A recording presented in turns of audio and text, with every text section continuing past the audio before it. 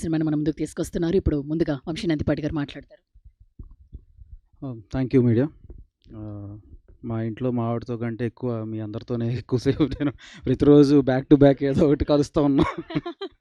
So but happy for that because I always say your all extended family. అదే వాళ్ళకి తెలుసు అది. Okay. So miss అమ్మ, అదిరిందయ్య చంద్రం, ఇంకేమున్నాయి సార్, టాటా బిర్లా, మధ్యలో లైలా, అంటే ఆ తర్వాత మళ్ళా అదే మన అందరిని అలరించిన హిట్ కాంబినేషన్ మన శివాజీ గారు, లయ గారు ఇప్పుడు మళ్ళీ మన ముందుకు రాబోతున్నారు.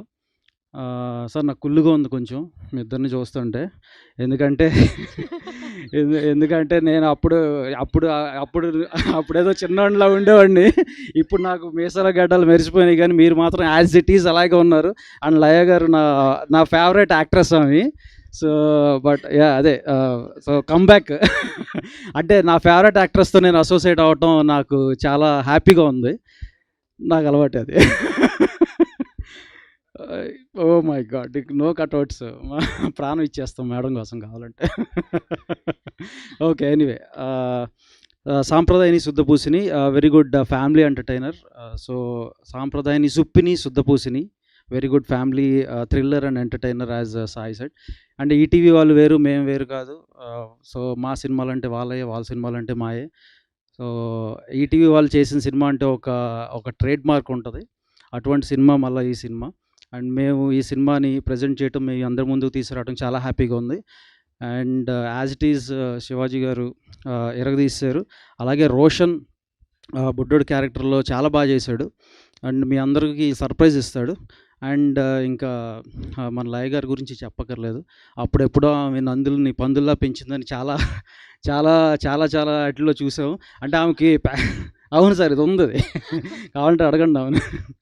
సో ఈవెన్ అంటే వర్క్ టువర్డ్ ప్యాషన్ ఎలా ఉంటుందంటే వర్క్ మీద, యూఎస్లో ఉన్నా కూడా ఆమె వాళ్ళ ఫ్రెండ్స్తో కలిసి రీల్స్ చేస్తూ ఉండేవారు, అని ఫాలో అవుతూ ఉండేవాడిని కూడా. So but anyway, very happy that she's back and her second innings I'm hoping that it will become a great blockbuster for her. As it is ఈ సినిమా కూడా అలాగే బ్లాక్ బస్టర్ అవ్వాలని కోరుకుంటున్నాను. Thank you.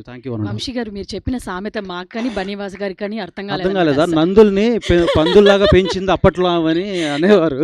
అంటే అన్ని Nandi awards వచ్చినాయి ఆమెకు అనేది, అది చెప్పా అంతే. కాదు, ఇంతకుముందు ఇండస్ట్రీలో స్పీచెస్ అంటే ఒకరిద్దరు పేర్లు వచ్చేవి. ఇప్పుడు ఆ స్పీచెస్ లిస్ట్లో మీరు కూడా జాయిన్ అవుతున్నారు అనమాట. ఇంకా అదేం లేదు, ఈ రోజుకి చాలా రండి next. Thank you. Yes Bunny Vasu గారే మాట్లాడవలసిందిగా రిక్వెస్ట్ చేస్తున్నాము.